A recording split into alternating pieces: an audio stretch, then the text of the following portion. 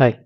പുതിയൊരു വീഡിയോയിലേക്ക് സ്വാഗതം. ഇന്ന് നമ്മൾ നോക്കുന്നത് ലിയോണിക്സിൻ്റെ ഒരു ബാറ്ററി പാക്ക് എങ്ങനെയാണ് ബിൽഡ് ചെയ്തെടുക്കുന്നതെന്നാണ്. ഞാനൊരു DIY സെറ്റപ്പിന് വേണ്ടിയിട്ട് ആയിരുന്നു ഉപയോഗിച്ചത്. അപ്പോഴാണ് അവർ പറഞ്ഞത് ഈ ബാറ്ററി പാക്കിൻ്റെ വേണമെങ്കിൽ എടുക്കാമെന്നുള്ളത്. അപ്പോൾ ഇതാണ് അതിൻ്റെ ആ ഫിനിഷ്ഡ് പ്രോഡക്റ്റ് ഇപ്പോൾ നമ്മൾ കാണുന്നതാണ്. അപ്പോൾ ഇതിൻ്റെ പല പല സ്റ്റേജസ് നമുക്ക് നോക്കാം. ബാറ്ററി പാക്ക് ഉണ്ടാക്കുന്നതിൻ്റെ ഫസ്റ്റ് സ്റ്റേജ് നമ്മുടെ സെൽസ് ഇമ്പോർട്ട് ചെയ്യുന്നതാണ്. ഇതാണ് സെൽസ് വരുന്ന പാക്കേജ്. അപ്പോൾ ഈ പാക്കേജ് ആദ്യം ഓപ്പൺ ചെയ്ത് സെൽസ് എല്ലാം കറക്റ്റ് ആണോ എന്നുള്ളത് വെരിഫൈ ചെയ്യണം. ഇതവർ അത്യാവശ്യം നല്ല രീതിയിലാണ് പാക്ക് ചെയ്തിരിക്കുന്നത്. ഇതിൽ ഇമ്പാക്റ്റ് ഒന്നും വരാത്ത രീതിയിൽ, ട്രാൻസിറ്റ് ഡാമേജുകളൊന്നും വരാത്ത രീതിയിൽ അവർ തെർമോക്കോളോ അല്ലെങ്കിൽ ഈ പറഞ്ഞ പോലെ ഫോമോ യൂസ് ചെയ്ത് നല്ല രീതിയിലായിരിക്കും പാക്ക് ചെയ്തിരിക്കുന്നത്. നമുക്കതൊന്ന് ഓപ്പൺ ചെയ്ത് നോക്കാം. ഇതിപ്പോൾ ഈവിൻ്റെ സെൽസ് തന്നിരിക്കുന്ന ഒരു ബോക്സാണ്. അപ്പോൾ ഈ സെൽസിൽ ഇതിൽ വന്നിരിക്കുന്ന ഈവിൻ്റെ സെൽസാണ്. നമുക്ക് ഹൈ സ്റ്റാറിൻ്റെ സെൽസിൻ്റെതും നോക്കാം. ഈ ഈവിൻ്റെ സെൽസ് നമ്മൾ നോക്കിക്കഴിഞ്ഞാൽ ടോപ്പിൽ അഡീഷണൽ ആയിട്ട് ഒരു ക്യാപ്പ് കൂടെ കൊടുത്തിട്ടുണ്ട്. പോസിറ്റീവിന് റെഡും നെഗറ്റീവിന് കറുപ്പും ഒരു ക്യാപ്പ് എക്സ്ട്രാ ആയിട്ട് കൊടുത്തിട്ടുണ്ട്. ഈവൻ്റെ സെൽസ് മാത്രമാണ് ഇങ്ങനെ കൂടുതലായിട്ട് കാണുന്നത്. മറ്റേ ഹൈ സ്റ്റാറിൻ്റെ സെല്ലിന് ജസ്റ്റ് ഒരു പ്ലാസ്റ്റിക് കവറിങ് ആയിരിക്കും കാണുന്നത്. പ്ലാസ്റ്റിക് കവറിങ്ങോടുകൂടി ഹൈ സ്റ്റാറിൻ്റെ സെല്ല് ഞാൻ കാണിക്കാം. ഇതാണ് ഹൈ സ്റ്റാറിൻ്റെ സെല്ല്. ഈ ഹൈ സ്റ്റാറിൻ്റെ സെല്ലാണ് ഇപ്പോൾ ഈ പാക്കിൽ യൂസ് ചെയ്യുന്നത്. ഈവൻ്റെ സെൽസ് വെച്ചിട്ടുള്ള പാക്കിൻ്റെ ഡീറ്റെയിൽ ഞാൻ ഇടയ്ക്ക് കാണിക്കാം. ഈ ഹൈ സ്റ്റാറിൻ്റെ സെല്ലിൽ അതിൻ്റെ സൈഡിലായിട്ട് ഫുൾ ഡീറ്റെയിൽസ് മെൻഷൻ ചെയ്തിട്ടുണ്ട്. പിന്നെ ഈ സെൽസുകളെല്ലാം ഇനി ചെക്ക് ചെയ്യണം. ഇനി ചെക്ക് ചെയ്യണമെന്ന് പറഞ്ഞു കഴിഞ്ഞാൽ ഇതിൻ്റെ ഇൻറ്റേർണൽ റെസിസ്റ്റൻസും വോൾട്ടും എത്രയാണെന്ന് നോക്കി മാച്ചിങ് സെൽസുകളായിരിക്കണം നമ്മളെപ്പോഴും ഒരു പാക്കിൽ ഉപയോഗിക്കേണ്ടത്. മാച്ചിങ് സെൽസുകളല്ല എന്നുണ്ടെങ്കിൽ പാക്കിൽ ഇംബാലൻസ് ഉണ്ടാവും. നമ്മൾ മുമ്പത്തെ ഒരു വീഡിയോയിൽ തന്നെ ഓൾറെഡി പറഞ്ഞിട്ടുണ്ട് ഈ ഇംബാലൻസിനെ കുറിച്ചും ആക്റ്റീവ് ബാലൻസിനെ കുറിച്ചും അതിൻ്റെ ഡീറ്റെയിൽ ആയിട്ട് പറഞ്ഞിരിക്കുന്നതുകൊണ്ട് ഞാനിപ്പോൾ ആ പോർഷൻ ഡീറ്റെയിൽ ആയിട്ട് പറയുന്നില്ല. അപ്പോൾ നമ്മൾ മനസ്സിലാക്കേണ്ടത് ഇതിന് നമുക്കൊരു സെപ്പറേറ്റ് മീറ്റർ ഉപയോഗിക്കണം. ഇതിൻ്റെ ഈ ഇംബാലൻസ് വെരിഫൈ ചെയ്ത് നമ്മൾ ഇംബാലൻസ് അല്ല ഇൻറ്റേർണൽ റെസിസ്റ്റൻസ് വെരിഫൈ ചെയ്യാനായിട്ട് ഈ ബാറ്ററി ടെസ്റ്റർ അല്ലെങ്കിൽ ഇൻറ്റേർണൽ റെസിസ്റ്റൻസ് ടെസ്റ്റർ ഉപയോഗിച്ചിട്ട് നമുക്കിതിൻ്റെ ഇൻറ്റേർണൽ റെസിസ്റ്റൻസ് നോട്ട് ചെയ്ത് വെക്കണം. അപ്പോൾ ഇതിപ്പോൾ മീറ്റർ ഓൺ ചെയ്തിട്ടുണ്ട്. അപ്പോൾ ഇതിൽ ഈ ഒരു സെല്ലിൻ്റെ പോസിറ്റീവും നെഗറ്റീവിലായിട്ടാണ് നമ്മൾ കണക്ട് ചെയ്യുന്നത്. പോസിറ്റീവിനെ ഐഡൻറ്റിഫൈ ചെയ്യാനായിട്ട് അതിൽ പ്രത്യേകിച്ച് മാർക്കൊന്നും കാണില്ല. നെഗറ്റീവിനെ ഐഡൻറ്റിഫൈ ആയിട്ട് അതിലൊരു കളർ വ്യത്യാസം കാണും. അങ്ങനെയാണ് ഹൈ സ്റ്റാറിൻ്റെ സെൽസിൽ നമുക്ക് ടോപ്പിൽ നിന്ന് നോക്കുമ്പോൾ ഈസി ആയിട്ട് ഐഡൻറ്റിഫൈ ചെയ്യാൻ പറ്റുന്നത്. അപ്പോൾ ഇതിൻ്റെ വോൾട്ട് എന്ന് പറഞ്ഞാൽ 3.266 വോൾട്ടും 0.45 ആണ് ഇതിൻ്റെ ഇൻറ്റേർണൽ റെസിസ്റ്റൻസ്. അപ്പോൾ ഈ കാര്യം നമ്മൾ പേപ്പറിലോ അല്ലെങ്കിൽ വേറെ എവിടെയെങ്കിലും നോട്ട് ചെയ്ത് വെച്ചിട്ട് മാച്ചിങ് സെൽസുകളെ ആയിരിക്കും എപ്പോഴും ഒരു പാക്കിൽ ഉപയോഗിക്കുന്നത്. ഇപ്പോൾ 24 വോൾട്ട് ആയതുകൊണ്ട് ഈ ഒരു പാക്കിന് വേണ്ടി വരുന്നത് നമുക്ക് 8 സെൽസ് ആയിരിക്കും. അപ്പോൾ മാക്സിമം മാച്ച് ആവുന്ന 8 സെൽസ് ആയിരിക്കും ഈ ഒരു പാക്കിൽ ഉപയോഗിക്കാൻ പോകുന്നത്. ഇതിനെ നമുക്ക് കംപ്രസ് ചെയ്യേണ്ട ഒരു കാര്യങ്ങളുണ്ട്. അപ്പോൾ അതിൻ്റെ കാര്യങ്ങളും എങ്ങനെയാണെന്നുള്ളത് ഇപ്പോൾ ഉടനെ കാണിക്കാം. അപ്പോൾ ഈ കംപ്രസ് ചെയ്യുന്നതിന് വേണ്ടിയിട്ടാണ് ഇങ്ങനൊരു ത്രെഡ് റോഡ് ഉപയോഗിച്ച് ഈ ഒരു പ്ലേറ്റ് ഉപയോഗിച്ച് ഇതിനെ അടുക്കി വെച്ചിരിക്കുന്നത്. അപ്പോൾ ഈ ഒരു ടെക്നിക്ക് വെച്ചിട്ട് നമുക്ക് ഈ സെൽസിനെ ഒന്ന് കംപ്രസ് ചെയ്തെടുക്കാൻ പറ്റും. കാര്യം കംപ്രസ് ചെയ്ത് കഴിഞ്ഞാൽ സെൽസിൻ്റെ സൈക്കിൾസ് കൂടുതൽ കിട്ടാനുള്ളൊരു ചാൻസും കൂടെ ഉണ്ട്. മാത്രമല്ല അത് ബഡ്ജ് ആവാനുള്ള സാധ്യതയും കുറയ്ക്കാൻ പറ്റും. ഇപ്പോൾ ഇതിനെ ജസ്റ്റ് ഒന്ന് റാപ്പ് ചെയ്ത് കംപ്രസ് ചെയ്ത് വെച്ചിരിക്കുന്നതാണ്. ഇനി ഇതിനെ നമുക്കൊരു ട്രേയിലേക്ക് ഇറക്കാൻ പറ്റും. ഇവരുടെ ഒരു കൺസ്ട്രക്ഷനിൽ സെപ്പറേറ്റ് ഒരു ട്രേ ഉപയോഗിക്കുന്നുണ്ട്. ആ ട്രേ ആണ് പിന്നീട് മെയിൻ ബോക്സിലേക്ക് കണക്ട് ചെയ്യുന്നത്. അപ്പോൾ ഈ സെൽസിനെ ഇനി നേരെ ഒരു ട്രേയിലേക്കാണ് ഇറക്കാൻ പോകുന്നത്. ആ ട്രേ ഇപ്പോൾ തന്നെ കാണിക്കാം. ഈ ഒരു ട്രേ ആണ് ഞാൻ ഇപ്പോൾ ജസ്റ്റ് പറഞ്ഞിരുന്നത്. ഈ ട്രേയിൽ നിങ്ങൾക്ക് നോക്കിക്കഴിഞ്ഞാൽ അറിയാൻ പറ്റും 8 സെൽസ് ഉണ്ട്. ഈ 8 സെൽസാണ് ഈ 24 വോൾട്ട് പാക്കിനെ പവർ ചെയ്യാൻ പോകുന്നത്. ഇനി ഇതിൻ്റെ മുകളിൽ ചെറിയൊരു എക്സ്ട്രാ ഒരു ചെറിയൊരു ലെയറും കൂടെ വരും. അതെന്ന് പറഞ്ഞു കഴിഞ്ഞാൽ ഇത് മൂവ് ആവാതിരിക്കാൻ വേണ്ടിയിട്ടാണ്. എന്തെങ്കിലും കാരണവശാൽ ബാറ്ററി ചരിയുകയോ അങ്ങനെ എന്തെങ്കിലും ചെയ്യുന്ന സമയത്ത് മൂവ് ആവാതിരിക്കാൻ വേണ്ടിയിട്ട് മുകളിലൊരു ചെറിയൊരു ലെയറും കൂടെ വരും. ഇതാണ് ആ മുകളിൽ വരുന്ന ലെയർ. പിന്നെ ഇത് അറേഞ്ച് ചെയ്തിരിക്കുന്നത് പോസിറ്റീവ് നെഗറ്റീവും ഓൾട്ടർനേറ്റ് ആയിട്ട് വരുന്ന രീതിയിലായിരിക്കും അറേഞ്ച് ചെയ്തിരിക്കുന്നത്. നിങ്ങൾക്ക് ആ സൈഡിലത്തെ ആ ഒരു നെഗറ്റീവിൻ്റെ സൈഡിലെ ആ ഒരു കളർ വ്യത്യാസം വെച്ചിട്ട് നിങ്ങൾക്ക് അറിയാൻ പറ്റും. പോസിറ്റീവ് നെഗറ്റീവായിട്ട് ആൾട്ടർനേറ്റ് ആയിട്ടാണ് വന്നിരിക്കുന്നത്. അപ്പോൾ സീരീസ് കണക്ഷൻ വരും. ലാസ്റ്റ് നമുക്ക് 24 വോൾട്ട് ഇതിൽ നിന്ന് എടുക്കാൻ പറ്റും. ഇതിൽ ഒരു സെല്ല് 3.2 വോൾട്ടാണ്. അത് നിങ്ങൾക്ക് ആൾറെഡി അറിയാം. ഇത് പ്രിസ്മാറ്റിക് സെല്ലാണ്. ലിഥിയം ഫെർസൂസിൻ്റെ പ്രിസ്മാറ്റിക് സെല്ലുകളാണ്. അപ്പോൾ ഇനി ഇതിൽ നമുക്ക് വേണ്ടത് ബസ് ബാർ കണക്ട് ചെയ്യണം. ഈ ബസ് ബാർ കണക്ട് ചെയ്തിട്ട് അതിൽ നിന്ന് വേണം ഈ ബാലൻസ് ലീഡും ആക്റ്റീവ് ബാലൻസറിൻ്റെയും വയേഴ്സ് എടുക്കാൻ. അത് ഈ മുകളിലത്തെ ഒരു ചാനൽ വഴിയായിരിക്കും അത് എടുക്കുന്നത്. അതിൻ്റെ ഇടയ്ക്ക് ചെറിയൊരു സ്പേസിങ് കൂടെ കാണും. ജസ്റ്റ് ഈ ഹോട്ട് എയറോ അല്ലെങ്കിൽ എന്തെങ്കിലും ഇത് വന്നു കഴിഞ്ഞാൽ ആ ഗ്യാസിന് പോകാൻ വേണ്ടിയിട്ട് അങ്ങനെ ഓപ്ഷൻ കൂടെ കാണും. അപ്പോൾ ഈ നടുക്കുള്ള ഈ ഒരു ബാലൻസ് ലീഡ് വെച്ചിട്ടായിരിക്കും നമ്മൾ ഈ കണക്ഷൻസ് കൊടുക്കുന്നത്. അതിൻ്റെതും ആൾറെഡി മുമ്പത്തെ വീഡിയോയിൽ ഡീറ്റെയിൽ ആയിട്ട് പറഞ്ഞിട്ടുണ്ട്. ഇപ്പോൾ ജസ്റ്റ് ബാലൻസ് ലീഡ് എല്ലാം കണക്ട് ചെയ്തിട്ടുണ്ട്. ഇതിൽ ഒരു സൈഡിൽ എടുത്തിരിക്കുന്നത് ബാലൻസ് ലീഡും ഒരു സൈഡിൽ എടുക്കുന്ന ആക്റ്റീവ് ബാലൻസറിൻ്റെ കണക്ഷനുമാണ്. ബാലൻസ് ലീഡ് എന്ന് പ്രത്യേകം പറയാനായിട്ട് കാര്യം എന്ന് പറഞ്ഞു കഴിഞ്ഞാൽ ഇതിന് BMSലേക്കുള്ളൊരു കണക്ഷനാണ്. BMSന് വോൾട്ട് സെൻസ് ചെയ്യാനായിട്ടുള്ളൊരു കണക്ഷനും പിന്നെ ആക്റ്റീവ് ബാലൻസറിൻ്റെ കണക്ട് ചെയ്യാനായിട്ടുള്ളൊരു കണക്ഷനുമാണ് ഇതിലെടുത്തിരിക്കുന്നത്. പിന്നെ ഇതിൻ്റെ അടിയിൽ ചെറിയൊരു എയർ ഗ്യാപ്പ് ഉണ്ടെന്ന് പറഞ്ഞു. ഇതാണ് M6 ത്രെഡ്, ഈവിൻ്റെ സെൽസിൽ വരുന്ന M6 ത്രെഡ്. അതിൻ്റെ രണ്ടിൻ്റെയും ആ ഒരു ബോൾട്ട് ഉപയോഗിക്കുന്നത് ചെറിയൊരു വ്യത്യാസമുള്ളൊരു ബോൾട്ടുകളാണ്. ഈവിന് വരുന്ന ഒരു പ്രത്യേക ടൈപ്പ് ബോൾട്ടാണ്. അതുകൊണ്ടാണ് ഞാൻ ഈ ഒരു പോർഷനോടെ പ്രത്യേകിച്ച് എടുത്ത് കാണിച്ചത്. ഇത് രണ്ടും സെപ്പറേറ്റ് ഒരു 24 വോൾട്ടിന് വേണ്ടിയിട്ട് അവർ അവിടെ ചെയ്ത് വെച്ചിരുന്നതാണ്. അപ്പോൾ ഇതിൽ നോക്കിക്കഴിഞ്ഞാൽ ആ ബോൾട്ടിലുള്ള ഒരു വ്യത്യാസം വെച്ചിട്ട് നിങ്ങൾക്ക് മനസ്സിലാക്കാൻ പറ്റും.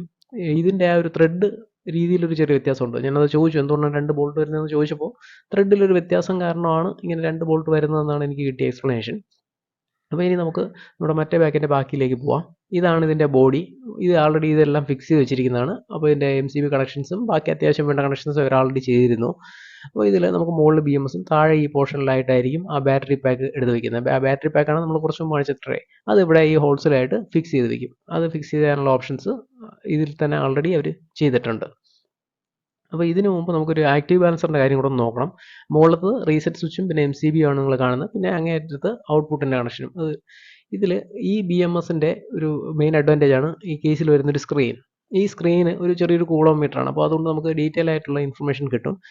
ഇതാണ് TDTയുടെ ആ ഒരു ഇതിലുപയോഗിക്കുന്ന BMS. ഇത് 8S ആണ്. 8S എന്ന് പറയുമ്പോൾ 24 വോൾട്ടിൻ്റെതാണ്. 120 ആംപിയർ വരെയാണ് ഇതിൻ്റെ മാക്സിമം റേറ്റിംഗ്. ഇതിൽ 3 ടെമ്പറേച്ചർ സെൻസറുകളാണ് ഈ BMSൽ കാണാൻ പറ്റുന്നത്. ഇതിൽ 3 എക്സ്റ്റേണൽ ടെമ്പറേച്ചർ സെൻസറുകൾ വന്നിട്ടുണ്ട്. ഇത് ബാറ്ററി പാക്കിൻ്റെ ബാറ്ററി സെൽസിൻ്റെ അവിടുത്തെ ടെമ്പറേച്ചർ റീഡ് ചെയ്യാനൊക്കെ ആയിട്ടാണ്. പിന്നെ പവർ സ്വിച്ചിൻ്റെ ഒരു കണക്ഷനും പിന്നെ നമുക്ക് സൈഡിലായിട്ട് തന്നെ ബ്ലൂടൂത്തിൻ്റെ അഡാപ്റ്റർ കാണാൻ പറ്റും. ഇതാണ് ബ്ലൂടൂത്ത് അഡാപ്റ്റർ. ഇതിൻ്റെ പുറകുവശത്തായിട്ട് ഇതിൻ്റെ ഒരു ലേബിൾ കാണും. ആ ലേബിൾ വെച്ചിട്ടായിരിക്കും നമ്മൾ സ്കാൻ ചെയ്യുന്നത്. ഈ പുറകുവശത്തുള്ള ലേബിൾ മിക്കവാറും ഒരു പാക്കേ ഉള്ളെങ്കിൽ പ്രശ്നമില്ല. മൾട്ടിപ്പിൾ പാക്ക് ഉണ്ടെങ്കിലാണ് നമുക്ക് ഈ ഒരു ലേബലിൻ്റെ ആവശ്യം വരുന്നത്. കാര്യം ഏത് പാക്കിലേക്കാണ് കണക്ട് ചെയ്യേണ്ടതെന്നുള്ളത് ഈ ഒരു ലേബിൾ വെച്ചിട്ട് അറിയാൻ പറ്റും. ഈ ലേബിൾ ആ പാക്കിൻ്റെ വെളിയിലും വരും. പിന്നെ ഇത് LCD സ്ക്രീനിലേക്ക് പോകുന്ന കണക്ഷനാണ്. പിന്നെ നമുക്ക് നോക്കിക്കഴിഞ്ഞാൽ വോൾട്ടേജ് സെൻസ് ചെയ്യാനുള്ള കണക്ഷൻ B0 to B8 ആണ്. അതവിടെ കൊടുത്തിട്ടുണ്ട്. സൈഡിലായിട്ട് BT എന്ന് പറയുന്നത് ബ്ലൂടൂത്തിൻ്റെ അഡാപ്റ്ററിൻ്റെ കണക്ഷൻ. പിന്നെ ഈ മുകളിലും താഴെയായിട്ട് കാണുന്ന കണക്ഷൻസിൽ നിന്നാണ് മെയിൻ നെഗറ്റീവ് എടുക്കുന്നത്. ഇത് അതിൻ്റെ ബാക്കി ഡീറ്റെയിൽസ് ആണ്.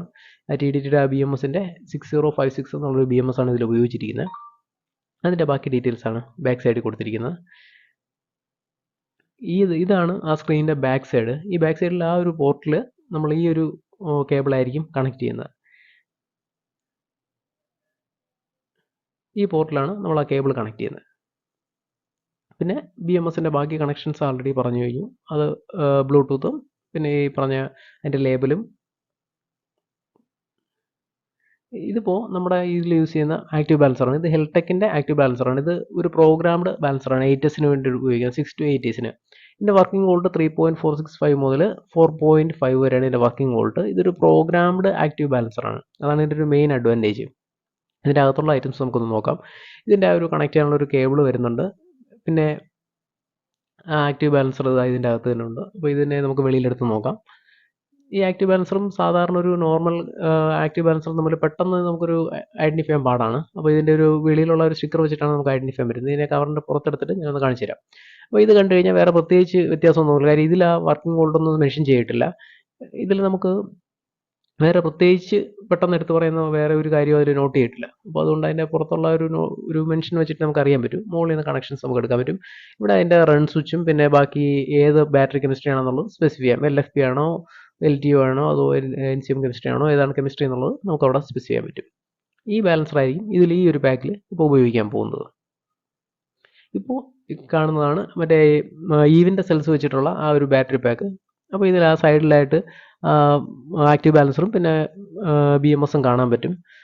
നമ്മുടെ മറ്റേ പാക്കിൻ്റെ ബാക്കിയും കൂടെ ഞാനിപ്പോൾ കാണിക്കാം. ഇത് ജസ്റ്റ് ഞാനൊന്ന് കാണിച്ചു എന്നുള്ളേ ഉള്ളൂ. ഈവിൻ്റെ സെൽസ് വെച്ചിട്ടുള്ള ആ ഒരു പാക്ക് അവിടെ ഉണ്ടായിരുന്നതുകൊണ്ട് അതിൻ്റെ ഒരു പോർഷൻ ഇവിടെ ഞാൻ കാണിച്ചു എന്ന് മാത്രമേ ഉള്ളൂ. അപ്പോൾ ഇതിൻ്റെ QR കോഡ് സ്കാൻ ചെയ്ത് കഴിഞ്ഞാൽ നമുക്ക് ഈ ബാറ്ററിയുടെ ഡീറ്റെയിൽസ് ഒക്കെ കിട്ടും.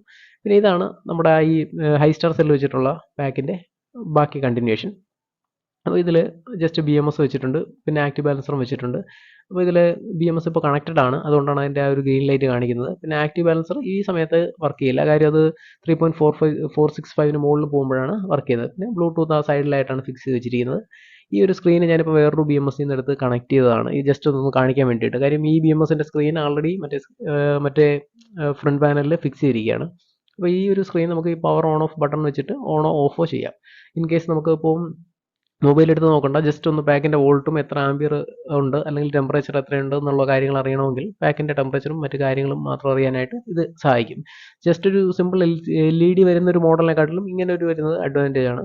പിന്നെ ഇതിൻ്റെ ബാറ്ററിയുടെ സ്റ്റാറ്റസ് നമുക്ക് ഫോണിലും ഈസി ആയിട്ട് ആക്സസ് ചെയ്ത് നോക്കാമെന്നുള്ളതേ ഉള്ളൂ.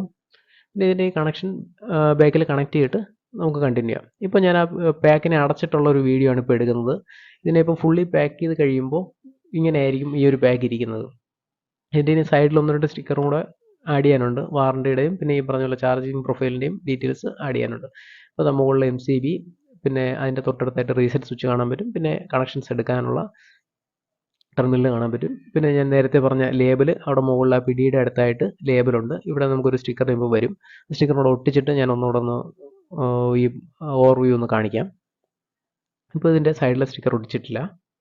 ഇപ്പോൾ സ്റ്റിക്കർ ഒട്ടിച്ച ശേഷം എടുക്കുന്നതാണ്. ഇപ്പോൾ ഈ ഒരു സ്റ്റാൻഡ് ടെക്നിക്കാണ് ഇവരുടെ 48 വോൾട്ടിൽ ഉപയോഗിക്കുന്നത്. നമുക്ക് ഇവിടെ ആയിട്ടൊരു വാൾ മൗണ്ട് ചെയ്യുന്ന സമയത്ത് ഒരു സ്റ്റാൻഡ് കണക്ട് ചെയ്യാൻ പറ്റും. ഈ സ്റ്റാൻഡ് ഇതിൻ്റെ കൂടെ തന്നെ വരുന്നുണ്ട്. ഇതിൻ്റെ കൂടെ സ്റ്റാൻഡും ബാറ്ററി കേബിളും ഇതിൻ്റെ കൂടെ തന്നെ വരുന്നുണ്ട്. ഒരു 1.25 മീറ്ററിൻ്റെ കേബിളാണ് സാധാരണ ഇതിൻ്റെ കൂടെ വരാറുള്ളത്, 25 സ്ക്വയർ mm-ൻ്റെ.